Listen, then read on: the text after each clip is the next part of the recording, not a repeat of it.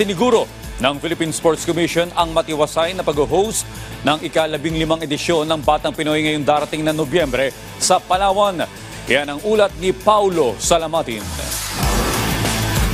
Nakahanda ng Philippine Sports Commission at Batang Pinoy Organizing Committee para sa pag-host ng taunang kompetisyon at ika-15 edisyon ng nasabing multi-sporting event na magaganap mula ika-23 hanggang ika-28 ng Nobyembre sa Puerto Princesa, Palawan.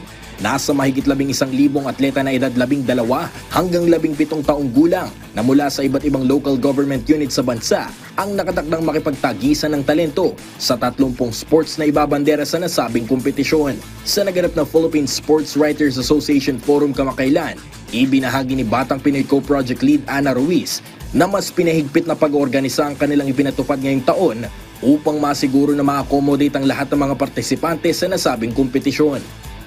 Makakaasa po kayo na ang PSC ay ginagawa po ang lahat ng aming makakaya to the best of our capacity to have a successful Batang Pinoy 2024 na hindi kayo magkakaroon ng masyadong malaking problema. Ayaw ko naman kasing sabihin perfect, pero as much as we can, we will avoid any disturbances and any inconveniences. Ipinaliwanag naman ni Batang Pinoy Project Director at PSC Executive Director Paulo Tatad ang kahalagahan ng pagsasagawa ng mga ganitong klaseng event. It's been a yearly event for us. No? It doesn't stop us from holding it and ensuring that the youth grassroots gets the proper exposure.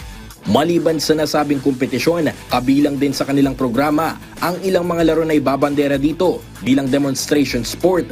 Ipapakita rin sa Batang Pinoy ang ilang mga laro namang katutubo na kung tawagin ay laro ng lahi na naglalayong ipakita sa mga kabataan ang mga lokal na laro. Paulo Salamatin para sa Pambansang TV sa Bagong Pilipinas.